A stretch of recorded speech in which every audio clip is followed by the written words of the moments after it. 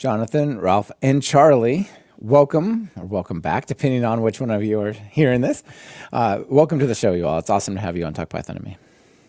Thanks for having us. Thanks for having us. Thanks for having us, Michael. We're going to dive in deep to Python packaging and really look at how the needs of Python packaging have evolved, and what you all, as well as a bunch of other people, I see very long contributor lists on these PEPs. So a lot of people involved in this project. Really great. So let's get into it. Before we do, let's just do a quick round of intros for you all. I guess go around clockwise. Jonathan, you go first. So I work at NVIDIA for I think the better of 8 years right now.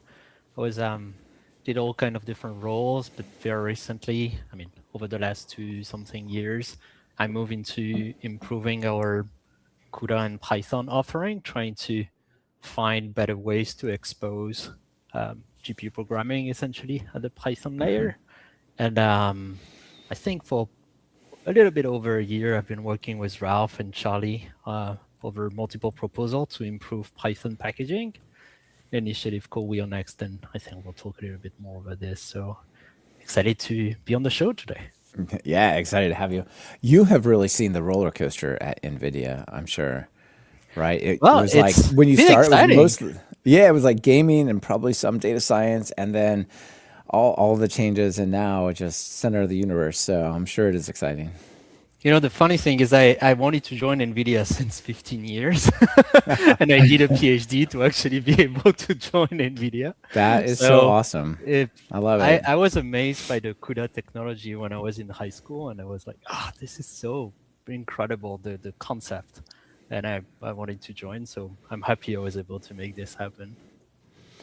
Yeah. You know, CUDA is going to be an important part of this discussion, not the only part, but it certainly is one of the forcing functions for the things happening here. Give people the background on CUDA. What is it? How does it work? Why is it so amazing? But CUDA is essentially a programming language that allows you to program on GPUs, specifically NVIDIA GPUs, and has a different programming model that what you would usually do in C. So because GPUs are fundamentally very different than CPUs, you have to program them with a different mindset. Like, for example, the biggest important thing when you start with GPU is to not think about a single thread executing the instruction, but how can you massively parallel a task on thousands of threads at the single? And it takes a different perspective and mode of thinking to how can you imagine doing a task on so many threads at the same time. We're not used to it as classic computer scientists. If anything, multi-threading is something that we tend to shy away from because there's a lot of caveats. But GPU programming is all about how can you have as many threads as possible. So yeah. So it comes from graphics and videos where this pixel is computed independently of that pixel, and we've got 5K resolution. So let's just break that up, right? Yeah, it's exactly the idea. And now we have this reasonably new model that's called tiled programming that abstracts it even more, which essentially, instead of think about threads and blocks and grids, you think in terms of tile. So kind of a mini representation that you could have in mind. And that thing can scale and adapt differently on different hardware. So pretty cool. But that is amazing. People think that their CPU has a lot of cores. It's got nothing on It's got nothing on the graphics cards. Well, yeah, it's different type of hardware. Yeah, reaches different absolutely. Objective. Yeah, well, very cool, very cool. And what a journey if you did all that work to get there. I absolutely love it. Ralph, welcome. Hello. Yeah, thanks, Michael. Great to be here. So about me, I am a physicist by training. Did a PhD in atomic and quantum physics. Worked in the semiconductor industry in a while. And I rolled into like scientific computing due to that. I started using Python in 2004 and used the mailing list at that point because there was, I mean, NumPy didn't exist yet. There was no documentation for anything. So you had to join the mailing list. That's how I rolled into open source early on. I became the release manager of NumPy and SciPy in 2010. And yeah, I've been kind of doing that ever since as a volunteer for 10 years. And then I got really too much. So I made it my job. I joined QuanSight, which is a small consulting company primarily around like data science, applied AI, scientific computing. And yeah, I'm now one of the 2 co-CEOs of QuanSight. Awesome. Yeah, trying to basically, we were just converted last year to a public benefit corporation, which is very much aligned with what most of our team wants to do. Most of them are open source maintainers. And yeah, we basically do consulting to allow ourselves to make impactful open source contributions. QuanSight is doing a ton in the data science space, scientific computing space, for sure. I've had multiple rounds of QuanSight folks on the show and things like that, and very neat. Yeah, it's a lot of fun and rewarding. So yeah, glad to be here. Yeah, it's an interesting transition going from a science or something along those lines into programming, right? I got into it through working in my math research and so on, and I'm like, actually, this is just more fun. I'm just going to do programming. It's not exactly physics, but it's pretty similar, Yeah, I mean, I've always liked both, but I did experimental physics, and there it's like, you have much less control over what you end up producing. I was building and using lasers in the lab. If one broke, maybe you had to send it off for repairs and wait a month, right? And what do you do in the meantime? You program. So, that's one of the nicer things about it. And yeah, gradually started with even before Python, there was some MATLAB, and then, you roll into open source, and then, mostly just Python, a bit of C, and kind of go down from there. And then you encounter packaging, and it's one of those things that only 5% of people like, and the rest see it as a chore. But yeah, when you like it, you just have to do more and more of it. Yeah, you're with your people now, I think, on this call. That's for sure. Indeed. Hey, Charlie.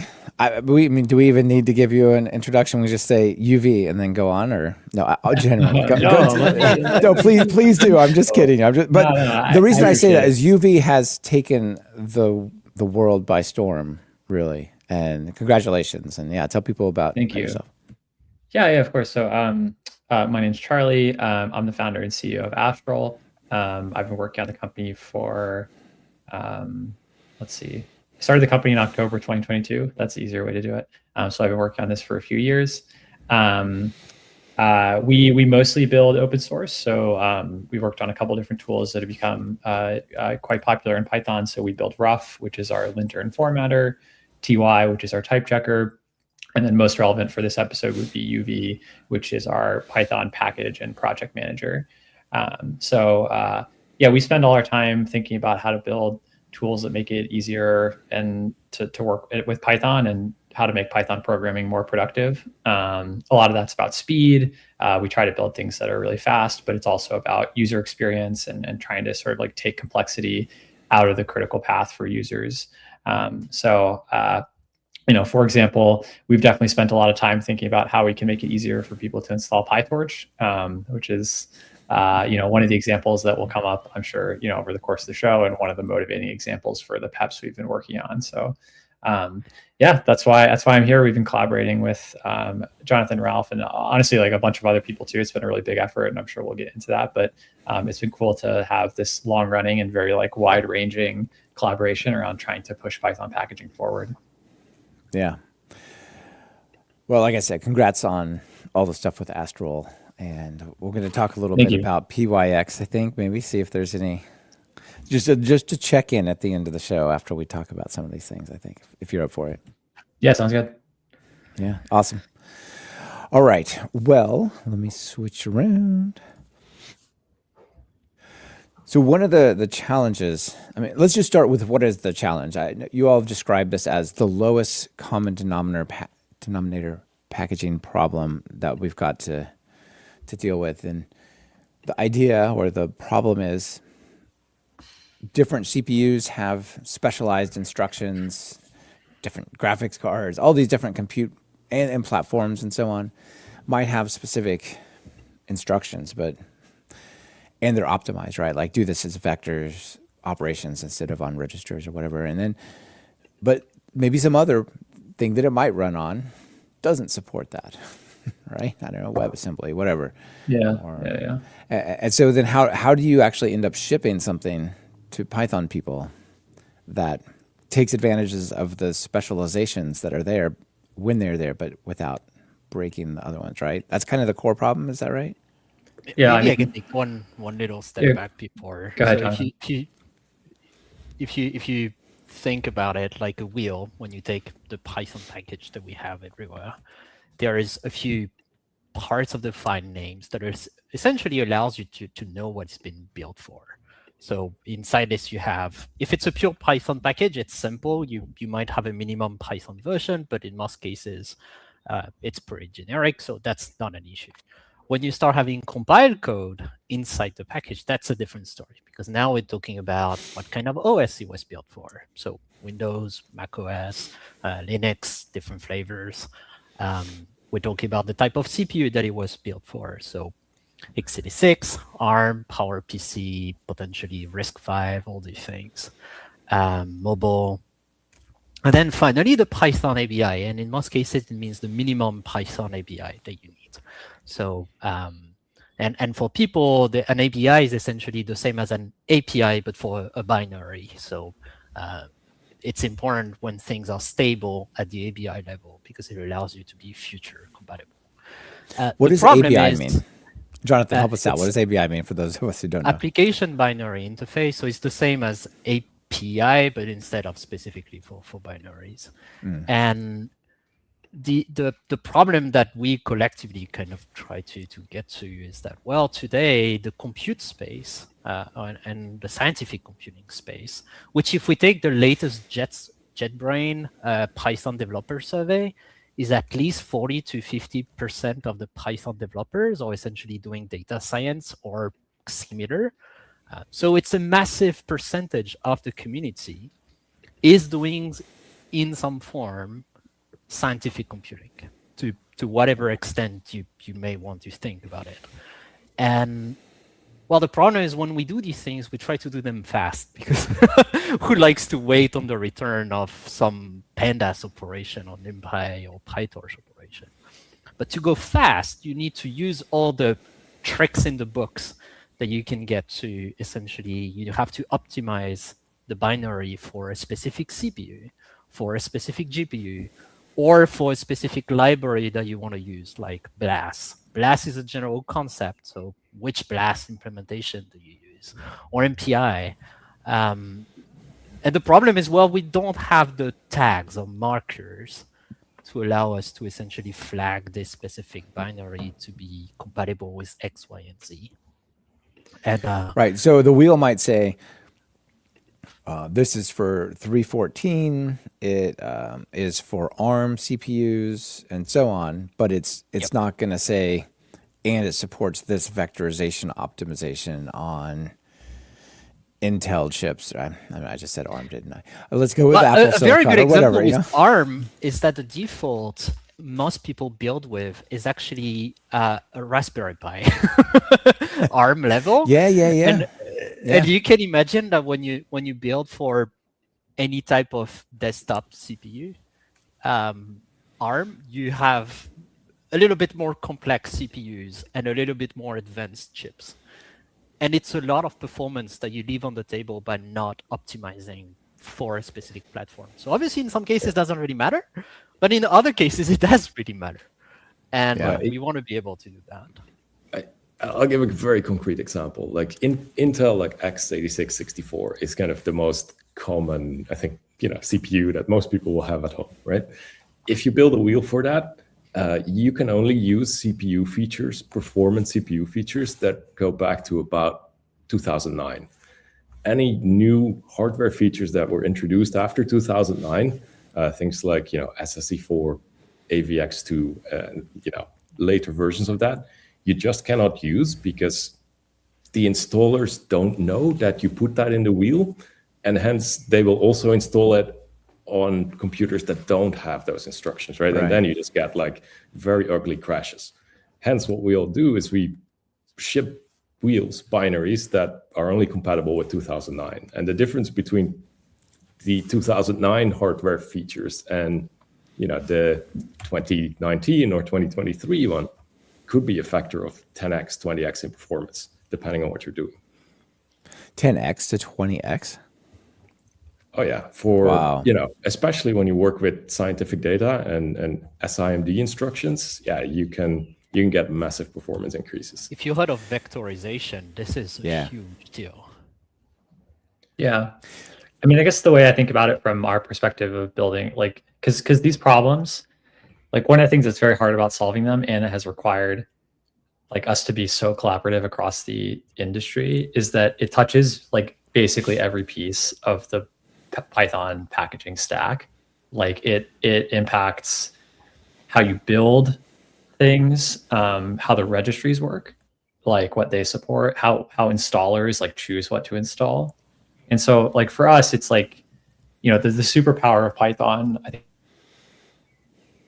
in some ways, I think the superpower of Python in some ways is like you can build and distribute all this software that's built for, that uses native code. Like you can take native code and you can distribute it out to users and they can run it just like it's any other piece of Python code. And in the spec, we have these things like, okay, you can build a wheel that targets Windows or Linux or Mac OS, and it can target like x86 or ARM or whatever else. And those are all captured in the spec. And so for us, like building UV, we know how to detect those things, how to figure out like which wheel to install based on what the user's machine is running. But there's all this other stuff that's not captured by any of those standards. Like the instruction set, or even like the supported CUDA version, like all these things are not captured in that wheel file, and the installers don't know how to detect them. They don't know how to figure out like, okay, which PyTorch build should I use based on the CUDA version on the user's machine? Like all of that stuff is lost. And that's kind of the gap that we're trying to bridge. And part of the philosophy is also, so right now, Python packaging exposes what is called platform tags. So essentially a sort of like mini tag that comes with a specific definition that installers know how to resolve. And what we're trying to evolve is to end up creating 200 more today, and 200 more in 2 years, and 200 more again in 4 years. So we try to come up with a generic system that will allow you to essentially include arbitrary definition that then resolvers and package managers can then understand by some sort of mechanism and resolve, but not create a sort of blessed list of things that you constantly have to update, because it's a lot of maintenance. Yeah, that's how we got into the situation now, right? Because there's one for the version, there's one for the architecture of the CPU, but then there's not a spot for the other stuff. So the overall idea is to say almost just a metadata section in there, and things can read it or ignore it as they see fit. Conceptually, yeah, a little bit.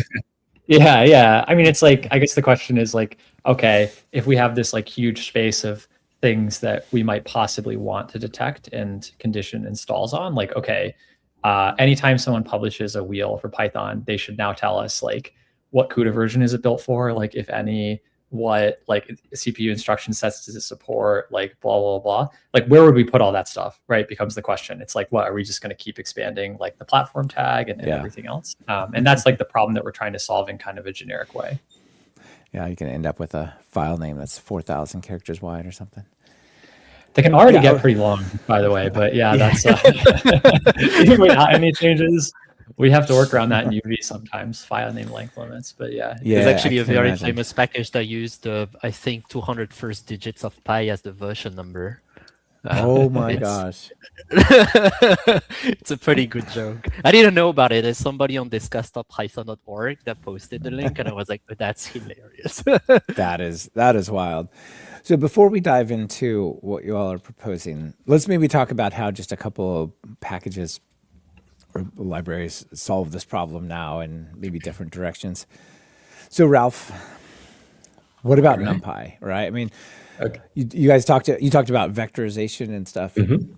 Yeah. So That's NumPy so actually, in line with NumPy, right? Is NumPy like yes. and pandas? That's the way, you know. Yes. NumPy, yes. Pandas, no. So NumPy does contain SIMD instructions, and because it's incredibly useful for performance. Is NumPy is all large arrays and basic instructions on them that like have direct hardware implementations typically. But the way it's done is incredibly complex because you need to end up with a wheel that works on every type of CPU, right? Within the, I'll stay with x86, but the same happens on the other platforms, right? It needs to run on a 2010 CPU and it needs to run better on a 2024 CPU. So what we do in NumPy is we have a system that basically allows you to either parameterize a source file that, and then rebuild it multiple times, for different particular CPU architectures. So like a Haswell family and then a Skylake family and so on. And then we basically merge that together in a single Python extension module. And then at runtime, we have our own code to detect the CPU and basically then some like dispatch shim layer that kind of fishes out the right, family from the extension module. So yeah, you put up the diagram there. It's pretty complicated, and I'd say I've been collaborating with some of the world experts on this. We had like, and in the end, this was only successful because we built a generic architecture that other experts per CPU architecture could come and contribute to. So we now have a specific team of like 4 people that help maintain the architecture, but then Intel for years paid one of their engineers to optimize specifically the x86 code path. And then ARM has a NumPy maintainer who got commit rights a few years ago, and he's the final authority on all the ARM instructions that are in there. So that whole complicated thing is now shipped, and it's extremely good for performance, but you can see how this is not a scalable process to do in many packages, right? Yeah. Plus, and if you compile everything 5 times, you get a binary that's, it's not 5 times bigger, but it's a lot bigger. So it's not great for users as well.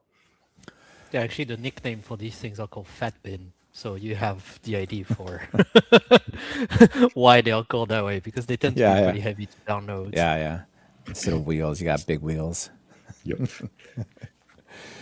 So what happens if all these changes get adopted and it doesn't need to be compiled into one giant binary? Okay. Are all these maintainers still working? They just don't have to deal with trying to put it all into one thing? They might still have to do, yes. Yeah, I think essentially you're correct. You still need to write the actual code that uses the SIMD instructions, but then you can just produce a wheel that says like, okay, works on this specific CPU architecture, and just ignore this code if I'm building for another architecture. And all the, detecting the CPU at runtime and the dynamic dispatch features you all don't need. Will it make the code faster? It will, well... will you have a better cache hits? Will there be smaller stuff in memory? That kind of stuff? I don't think it will make the NumPy code much faster. It will, it will make a huge difference for all the other packages that don't have this amount of complexity today. So like SciPy, scikit-learn, Pandas, Pillow, none of these packages actually use SIMD code. And for SciPy, it's the easiest for me to talk about because I'm also a SciPy maintainer. We actually have a lot of code that got vendored in from somehow, like Fourier transforms, for example. They benefit a lot as well. We have AVX2 and ARM Neon implementations, but we just don't build them and don't ship that as wheels because we have no way of doing that. As soon as we have wheel variants, we can say, okay, let's ship 2 sets of wheels. I mean, that's more CI jobs to build more wheels, but when it's worth it, you can make that trade-off, right? Like we already have the code, we just have to change a build option, produce a different wheel, and ship it. So do you just set up something like a hash if def sort of thing for like if def's this Yes. capability, else you put in the generic code. Exactly. The C code is basically just a bunch of if-defs, and if you only, for maintainability reasons, you only add more if-defs if it's really much faster. Like you're not going to do it for 10 or 20% faster, but if it's 2x faster, well, why not have an extra else branch? Yeah, absolutely. Charlie, does Rust have a hash if-def equivalent? It must, right? Yeah, you can do. It has directives like that. Yeah, but you guys don't really need to worry about using this for yourself. This is more for the things that you service providing to everyone, right? Yeah. This is mostly, this wouldn't have a huge impact on UV, or I mean, it could have some small impact, but I think largely this is about, how can we make it easier for users to consume this stuff? And I mean, the NumPy, like this is a good example of how it affects like build and distribution, because yes, they still have to write like architecture specific code if they want to get these optimizations. But what we'd be doing with these proposals is making it much easier for them to ship separate builds that are like dedicated for each of those different variants. So like the end user, will get access to it. But in this case, it's like the bottleneck is or part of the bottleneck is like all the complexity it puts on the maintainers and the people publishing.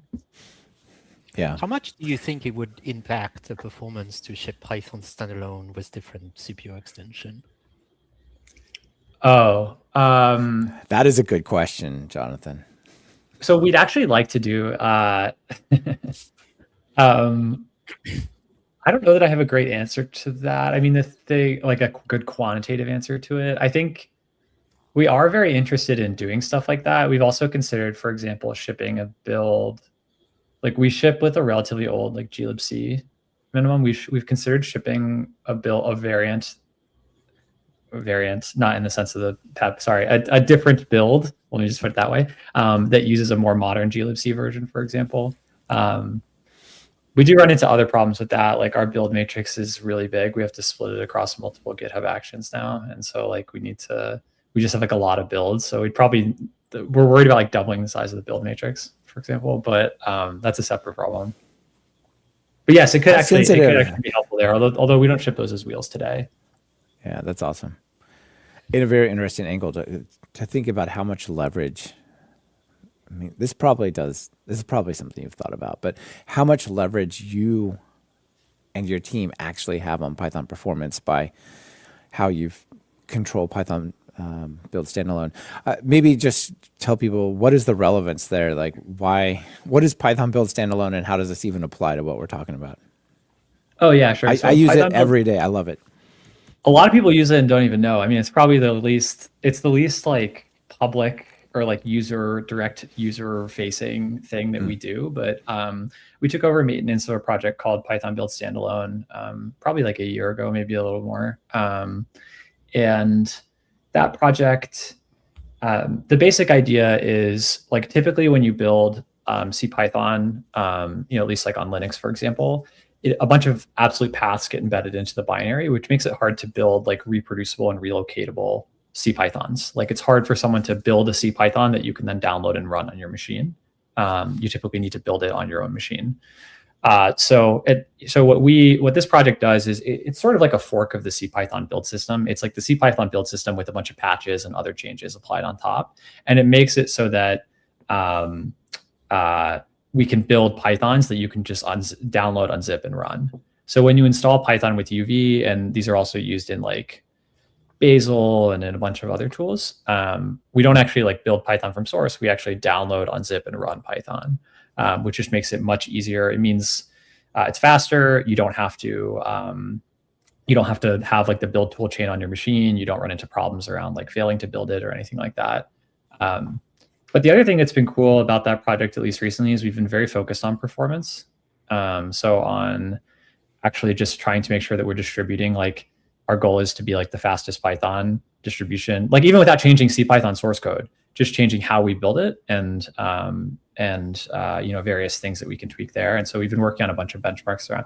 I do think we have the fastest Python now, but we haven't actually published all our our rigorous benchmark methodology. So I won't stake my reputation on that claim yet, but we've been very focused on it, and it's been a cool point of leverage because like we can just, if we can make Python, if we can put out a Python distribution that's like 10 or 15% faster, just by changing how we build it, it's a big lever for impact. Yeah, it's a huge lever, and I hadn't really thought about it being a lever until Jonathan brought it up.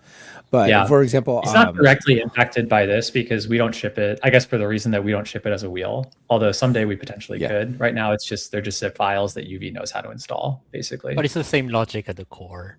Once you start tweaking the packaging of Python packages, the next part you want to tweak is your Python install. Yeah. Well, for example, all of my stuff that runs on the servers, it's all in Docker, and it has a base Docker image. And one of the very first lines is, use curl plus the shell to install UV. The next line is UV, VENV. And that installs Python from Python build standalone, and then whatever you need to make an actual app out of that afterwards, right? And so how many people are doing that? It seems like a huge portion of the world has adopted UV for sort of bootstrapping Python instead of the other way. So that's why it's such a big lever, right? Yep. Yeah, exactly. All right. As a way to sort of get into the PEPs, Charlie, you mentioned variants. You're like, wait, not that variant. What variant are we talking about? That's not that variant. Well, what is that variant, I guess, that we're not talking about in UV or Python build standalone? Who wants to take that? Ralf, do you want to take that? Or I'm not actually sure what the question is here. I think you were targeted for the question. What a variant? Yeah. No, that's fine. I mean, like the PEP revolves around this concept of wheel variants, and the idea is you can have, I'll keep using the word variants. You could have different variants, different builds, of a wheel that are intended to be installed based on properties that are known or detected on the machine. So, for example, that could be like, okay, what NVIDIA drivers do you have on your machine? Like, what are the versions of those drivers? Because that then implies things about what versions of the CUDA runtime you can use. And so when someone publishes a wheel, maybe that wheel, leverages CUDA and needs to be built against CUDA and needs to be built, in a way that leverages CUDA. And so they might publish different variants, effectively just different, slightly different versions versions is wrong, different variants, slightly different flavors of that package that are all built against different, different CUDA versions. And so we would call those different, different variants. Okay. It's a please correct me. Across what I understand the packaging space, even outside of Python. If you type variants in general, we try to reuse the terminology that ends up being pretty widely adopted in the packaging ecosystem, not Python packaging, the packaging at large. Variants is the name that you'll find around for this kind of concept.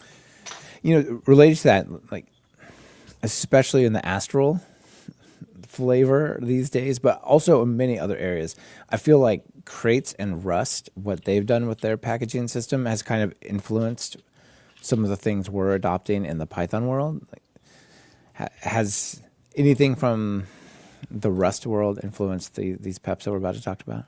Well, Crates are source distribution now, mostly. Yeah. Well, So not really. In this case, we're talking about actually binary distribution. Yeah. So not really. Okay. But in a sense, that's actually interesting, right? Yes. Because a lot of the best packaging systems, whether it's Rust or Nix, they start from source, right? And they know exactly what's in the box.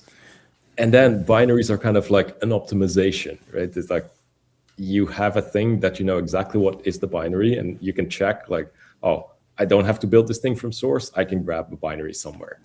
Python packaging is absolutely not like that. Like if you build a wheel and you have an SDist, I mean, you have no idea if they're the same thing. If you cannot rebuild the wheel from the SDist unless you use very, very well predefined, constraints. in the Yeah, same yeah. I way. hadn't really thought about that either, but that is an interesting juxtaposition. Like the binary stuff that is all binary is shipping as source, but the interpreted stuff is shipping as binary. And I think part of the reason, or maybe the main reason, is if we're talking about binary stuff for Rust, well, it's all Rust that's compiled, but for Python, it's this mix, this crazy mix of all these different libraries that are not, none of them are Python, but they're all binary in the end. And so you've got to get around the fact like, well, I don't have a Fortran and a Haskell compiler, so I can't run this project, you know? There's something quite amazing to Python in general, which is called the CFFI, so the C foreign function interface, which essentially allows you to build any sort of application you want in whatever language, as long as you're compatible with CFFI standard. You can call it from Python, and it's incredible and amazingly useful. But to come back on what Ralf was saying, a lot of the design actually from Wheel Variant has been inspired by a system that is called SPAC that was designed for supercomputers, and we use this especially around the design of CPU variants to kind of get a lot of inspiration around a package called RSpec that is just, from my perspective, pure brilliance in terms of design.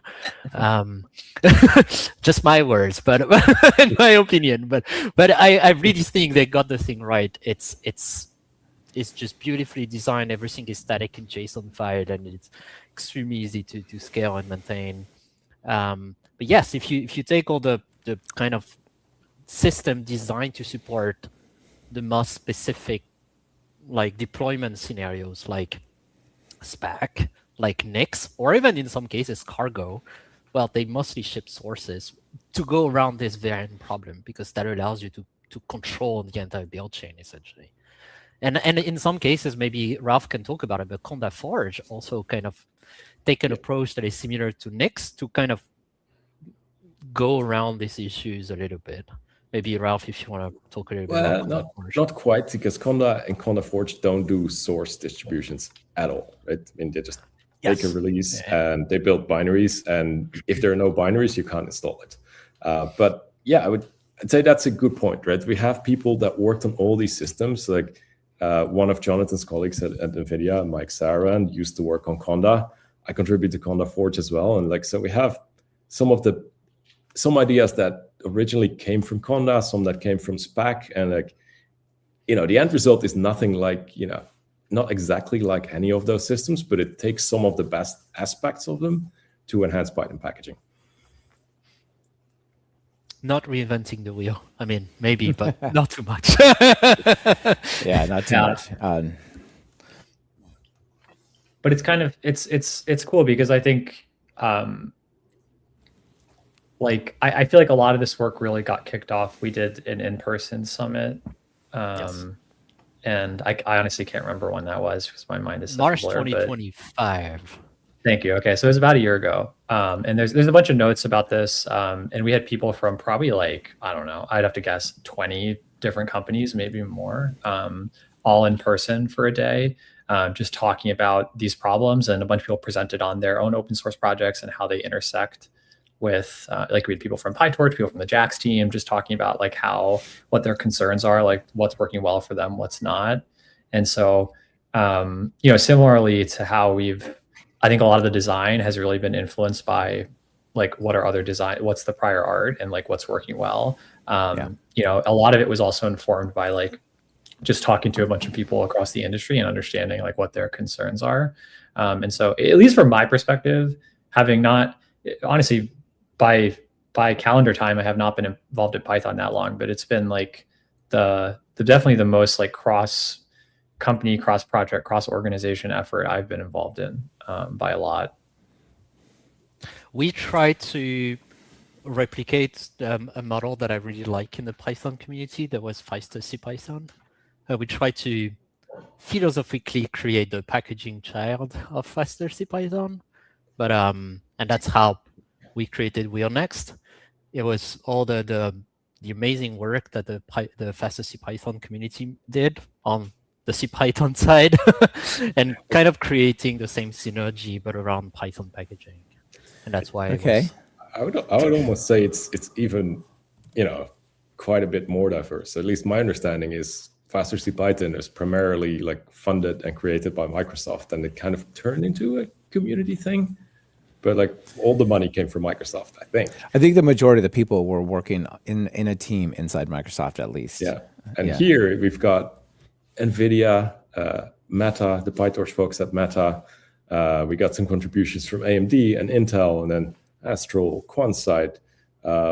Large amount of the time that we've been able to spend at QuanSight came from funding from Red Hat, who came with their own problem sets. And, and that's just the most prominent contributor. So there's like at least 10 companies that started investing in this because it solves so many problems. Yeah, that's really if you go on the encouraging as menu well. on the left side, you'll see a section called Who We Are. So I pulled up this project WheelNext, and who Ralf, are we? this And you'll is see yours, all the or name who of are the we? companies, and the name of also the open source project that contributed time and expertise. And kind of making AMD, this Anaconda, Aprio, Astral, Google, Huawei, Intel, LabLab, Meta, NVIDIA, Preferred Networks, Probable, QuantSight, and Red Hat. That's a bit of a group working on this. And you can see just above all the different open source projects that different OSS and lead maintainers have contributed time and energy to kind of try to make this move forward. So it is quite a few people. Yeah. Most notably maybe QPy and PyTorch, possibly. I mean, they're all Maybe one like, company that is not too well known, and undeservingly, because they should, which is Probable at the bottom that you mentioned, which is essentially the support company behind scikit-learn. So if people don't know it, Probable is essentially representing scikit. Yeah, so this is wheelnext.dev. This is basically the website for the group, the working group, something like that. Yep. We try to leave our notes, our thinking, our drafts. One aspect that I really like on the work that we did is that it kind of felt like a startup. We were making a mock-up and iterating very fast and getting feedback, and this I don't like, this I don't like, this I don't like, change it. I worked really closely with two people from one from QuanSight, one from Astral, Konstantin and Michal, and we did so many hours of work, so many different prototypes, iterating, having exposing the work to people, collecting feedback, adjusting, and repeating the cycle so many times until we finally got to something that we thought was reasonable. And that's where we started to write the PEP, essentially. But that process took us a year. All right, well, we should probably jump into the PEPs. And I'll tell you what, you all have quite the authorship attribution here. But also, I believe, correct me if I'm wrong, that this PEP is notable in that it's the longest PEP ever, something like that, right? Yeah, I don't know if it's an achievement to be proud of, but yeah. It's the most powerful PEP ever written. Yes. No. It's a super PEP. So much so that we're talking about PEP 817 wheel variants, which is the variant thing that we actually are talking about, not the other variants, beyond platform tags. But then so much so that it actually got kicked to the curb for like, well, what is the minimal viable PEP of this PEP? So we can take it in steps. And Jonathan, you just told me really good news that PEP, so you spun off this other PEP 825 wheel variants package format, which is smaller, which still has a significant authorship. But that this was just, it says draft, but is that true? Yes, so Yes. PEPs, maybe Ralf, you want to discuss a little about what's the process of PEP? That I think that would be important. When you submit a PEP, it first, submit it on GitHub, and then there's a group of folks called the PEP editors who basically just edit, they review it for clarity, language, consistency with other PEPs, and so on. So they don't really look at the content of what you're proposing. So it's just, as long as it's clear, they're happy, you merge it in. But because the first PEP was already so long, that process took like over a month already.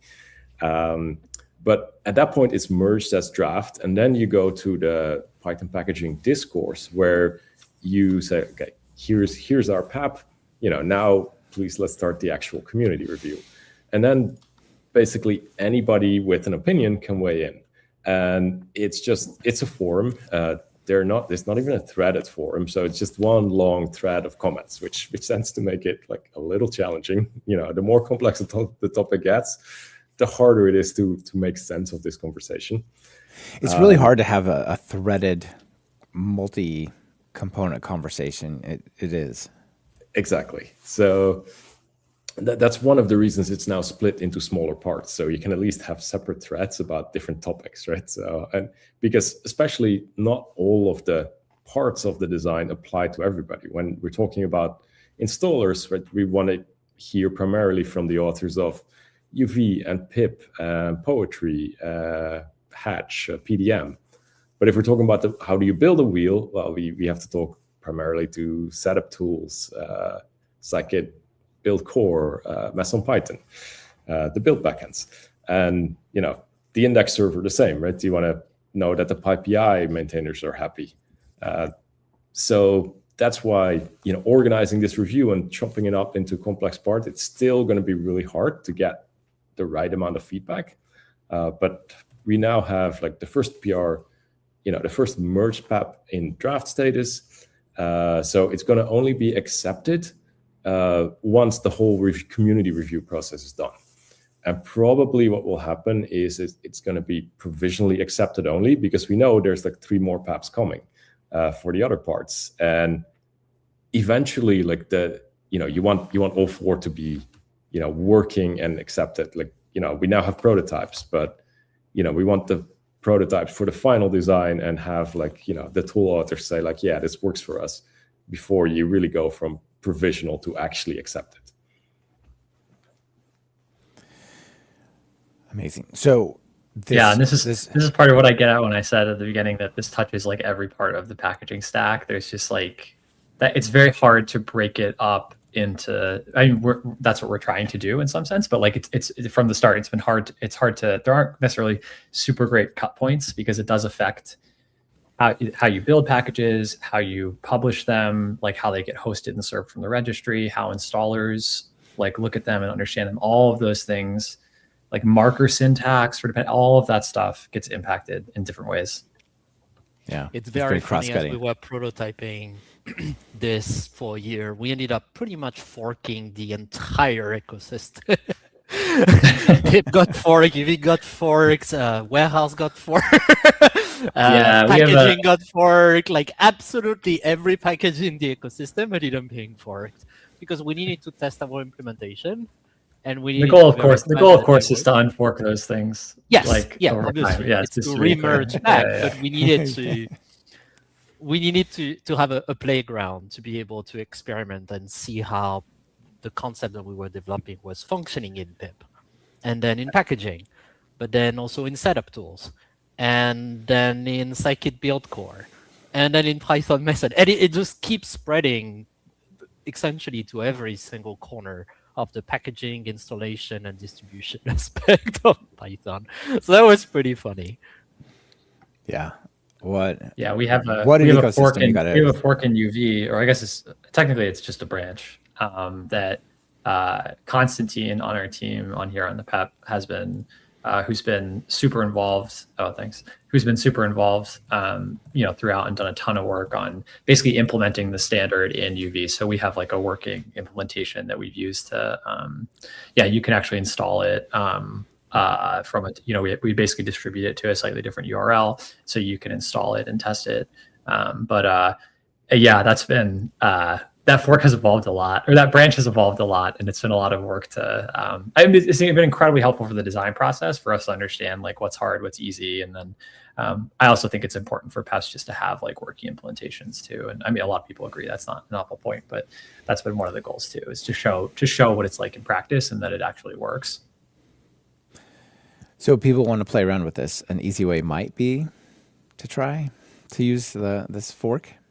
We put a lot of work to actually make it go ahead and try it, because I think I personally have a lot of like admiration to the work done in free threading Python, especially to the PEP. And I think Sam Gross, who is the main author, managed to make significant amount of progress as he was coming up with prototypes that it's not just my word. Let me show you to you. It works. And yeah, there was so much this- skepticism around that idea of Yes. free-threaded Python. He had to show, not tell. But I think if we didn't do the work similarly on variant-enabled wheels, people would have told us, oh, well, resolution is too slow. It's going to slow down installer too much. And Astral is probably one of the installers that care the most about speed.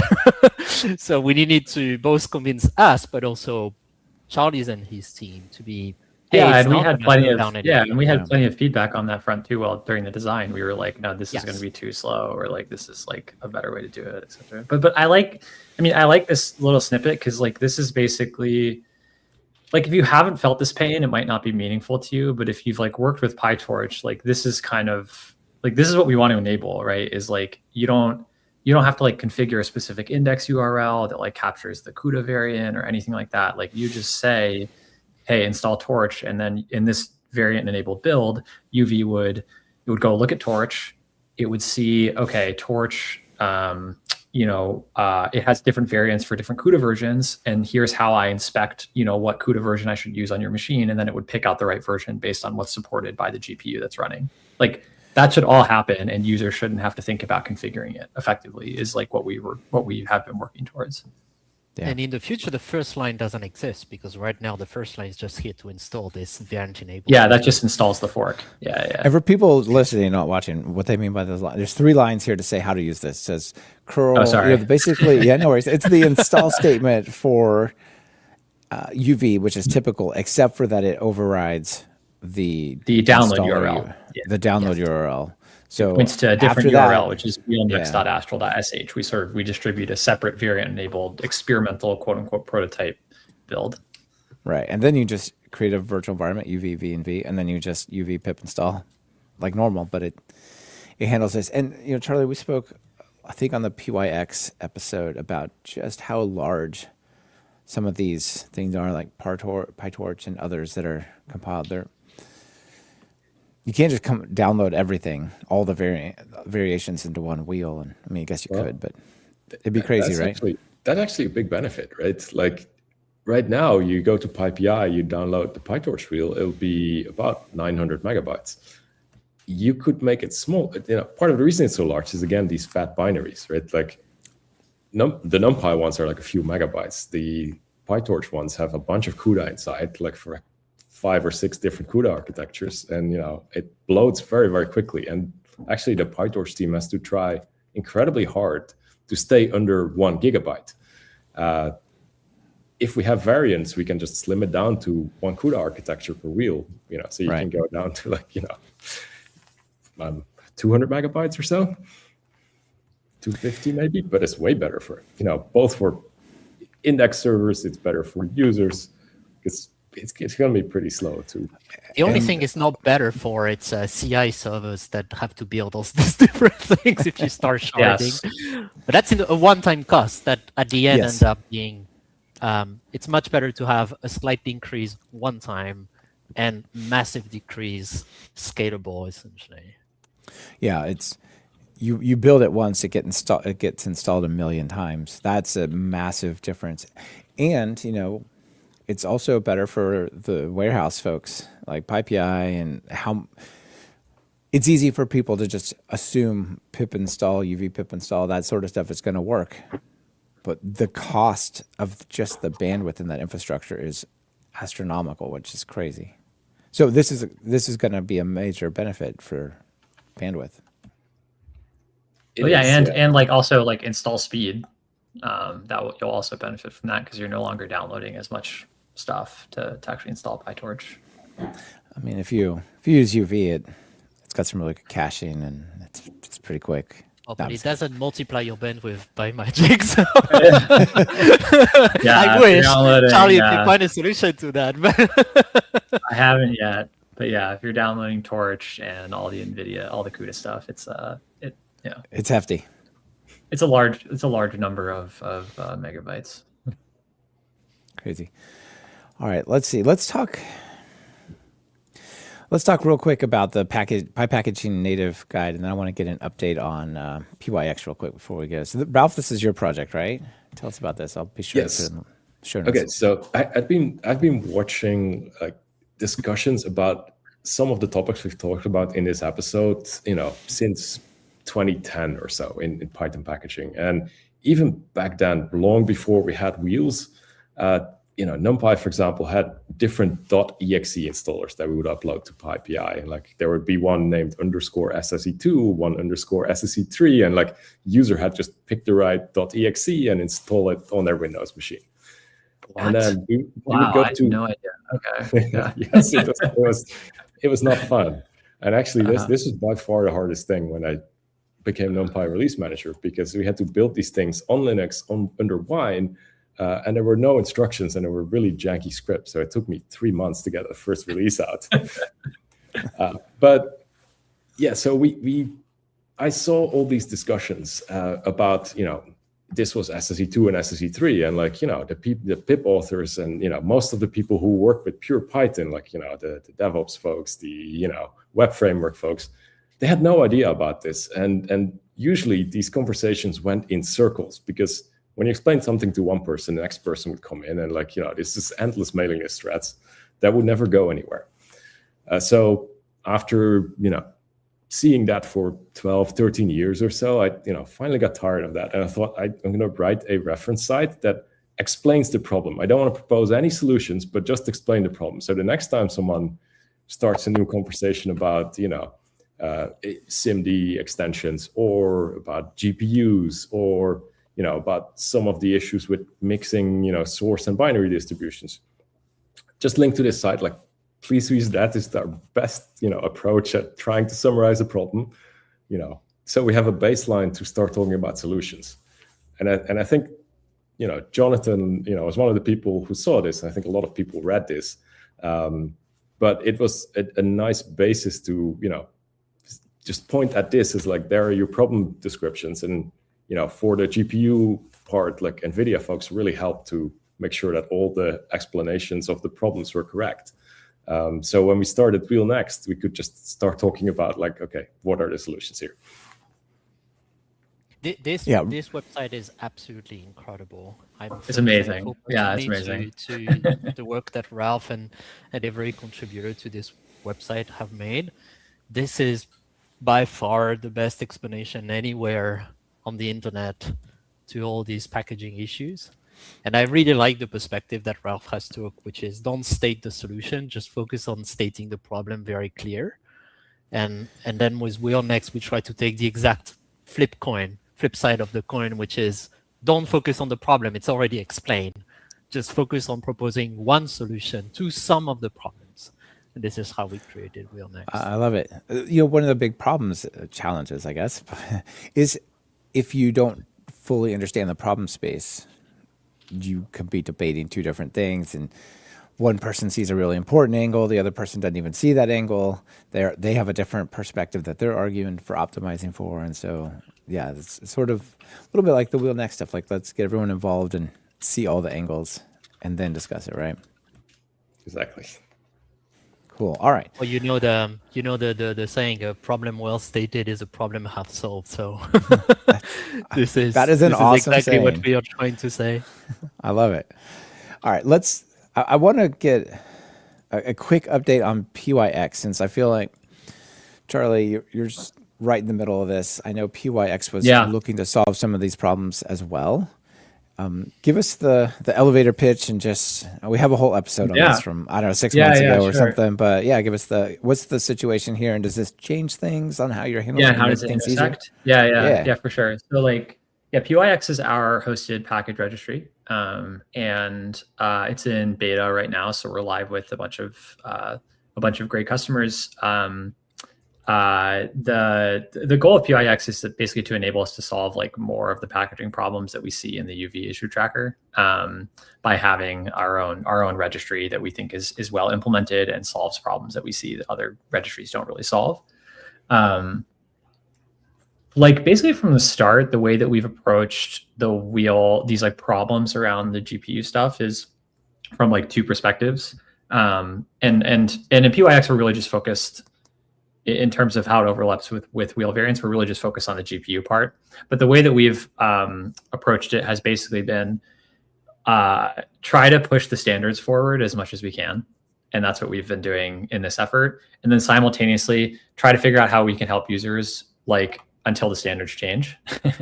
And so PYX has more been in that second camp of like assuming that standards don't change, because we don't want to like unilaterally start changing a bunch of things like without going through the process. How can we make the world like a little bit easier for people who are working with this kind of stuff? So for example, like in PYX, we take a lot of packages that are like PyTorch extensions or need to be built against CUDA, and we like build those. Like we build them across a wide range of like CUDA versions, PyTorch versions, Python versions, CPU architectures, and we make those available to users. So it doesn't solve the core problem of like how do you build and distribute this stuff, but it does mean that like if you're operating within the constraints of like the current set of standards, we can make people's lives easier by making it so they don't have to build so many things. Like we build them well, they all work together, all that kind of stuff.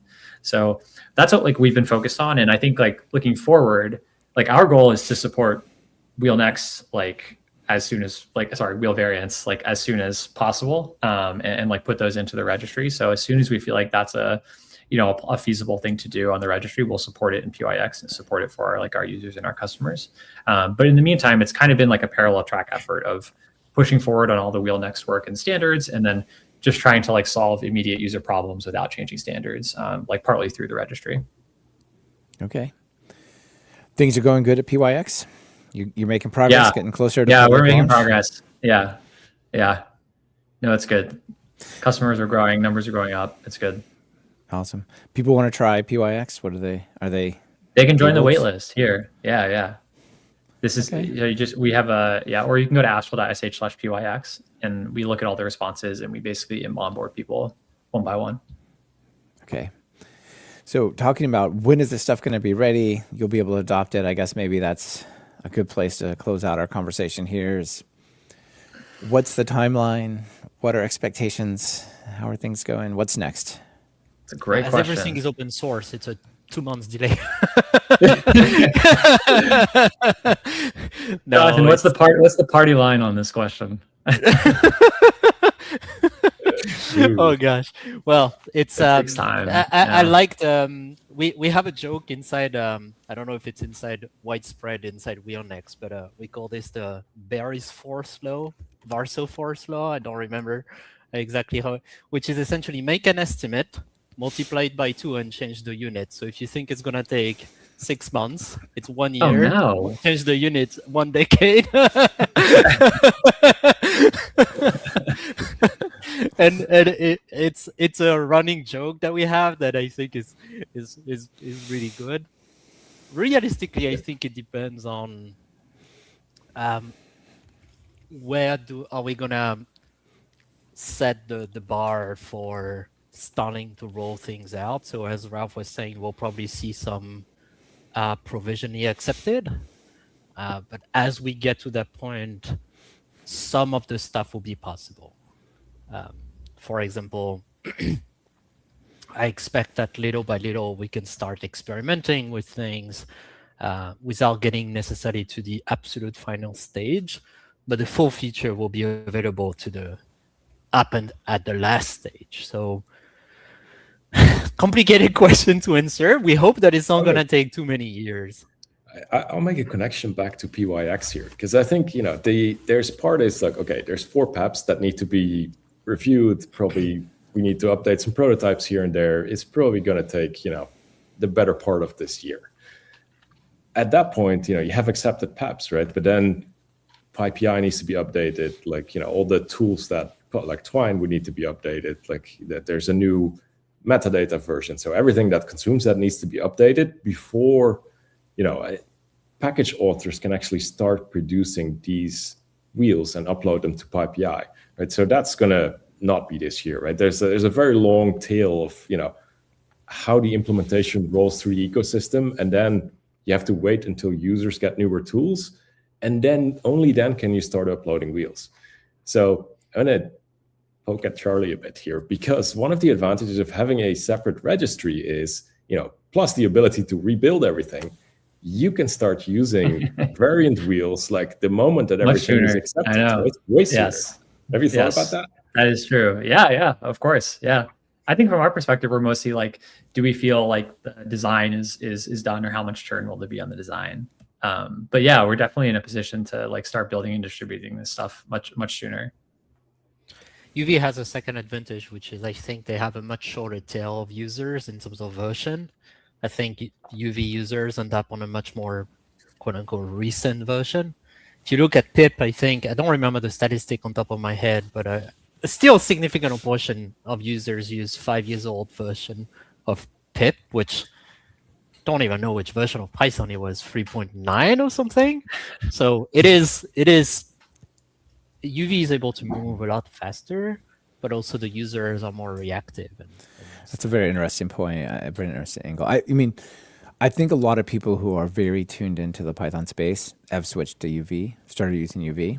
And there's probably a lot of people who don't read the newsletters, don't listen to the podcasts, and so on. And they know pip, and they just keep on pipping, which is fine, not knocking it. But, it means not only are they using pip, they might be using an older version of Python because they don't want to shake it up, and those are going to be the long tails that are going to be hard. I guess one more thought about what's next here before we call this a show here. What is the minimal? We talked about PEP 825, the minimal PEP. What is the minimal amount of adoption, right? So if the top 5 biggest data science and machine learning libraries adopt this, and the installer tools like UV and pip and support it, that actually alone might be a really big benefit if all the other packages are just ignored, right? So that's way more achievable than every single package that has native code has all these specifiers, right? What's the minimum level of adoption? I would say that, the minimum level at which you can call it a success, 5 is probably not that far off. The benefits start to accumulate quickly. But I would expect once packages like PyTorch start adopting this, especially in the deep learning space, this will be adopted very widely, very quickly, because it solves so many problems. Like many of the most popular packages like VLLM, with very large development teams and very large numbers of users, if you look at their install pages, it's like, it's like a puzzle book. You just don't know how to install this stuff, and they don't have wheels on PyPI, and they have their own extra index servers. And it's not for lack of trying. It's not for lack of trying. Like those teams put a lot of effort into trying to make it easier to install, but they basically all run into different kinds of roadblocks. I think 5 packages is what you'll get after maybe 2 weeks. After a month, you will get twice that amount, and probably a quadratic progression for quite a few weeks. But it's especially in the scientific compute space, and maybe machine learning, to be more specific. Well, the moment that it works, so many packages will switch, like so many. If you just take PyTorch, half of its dependencies will probably activate variant mode. And then the people that build on top of PyTorch are people who build on top of JAX. So just that, you end up with at least 50 packages in a matter of a few months. Yeah, I'm just thinking there's probably a very small set that are feeling the most pain and are you could do direct outreach to just the most important projects and get that adopted and make a really big difference, even if it's not every package. But the funny part is that most of the packages that would be interested, that we would reach out to, are already part of WheelNext because they in some way find the pain really significant and are starving for a solution. They know. They already know. All right, let's call it a show, folks. Final call to action. People out there listening, either they're maintainers of packages, or they're users of these libraries, or whatever. They got their own open source project. They're seeing the light. They want to get involved. They want to try it out. What do you tell them? Well, first, it would be great if people were to come on discuss.python.org. That's where the community is trying to aggregate to discuss all these different proposals. So I think the more people get involved, the more better. But also trying the different packages that we are trying to publish that Charlie has been helping us and his team has been helping us to create a sort of end-to-end experience. I think right now we have example of Linux, Mac OS, and Windows. It works on different type of hardware, different type of CPUs, different type of GPUs. It works pretty broadly, and we wanted to give a sort of sample flavor of what could be a variant-enabled world. Yeah, I'd say, yeah, for the majority of listeners, they're not going to be packaging tool authors, right? So those are the ones you would expect to participate in the review primarily. But I'd say if you're a user of any of the packages we mentioned, just try it out, download the UV variant enabled installer. And if you're a package author and like we haven't mentioned your package, but it will solve a problem for you, like get in touch, because I think that's maybe the most relevant part here. There's like at least hundreds, maybe thousands of packages that we think we have answers for, but if their solution or their problem statement is slightly different, I think now would be a great time to learn and make sure we cover as many use cases as possible.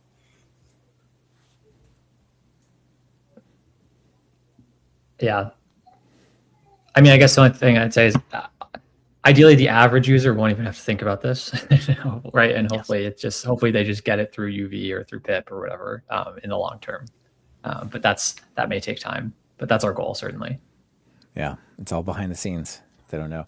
But certainly if it solves a problem, reach out and be part of it. Jonathan, Ralf, Charlie, thanks for being on the show. It's been great. Keep up the good work. Thanks for having us. Thanks for having us.